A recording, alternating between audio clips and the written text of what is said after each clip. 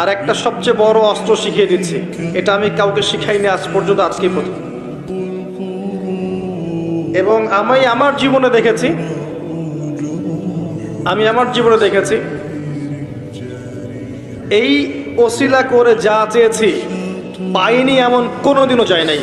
আলহামদুলিল্লাহ, আমি সম্পূর্ণ আল্লাহ পাকের কৃতজ্ঞতা এবং শুকরিয়া আদায় করছি। এইটা ওসিলা করে আমি যা চেয়েছি আমি সারা জীবনে তাই পেয়েছি।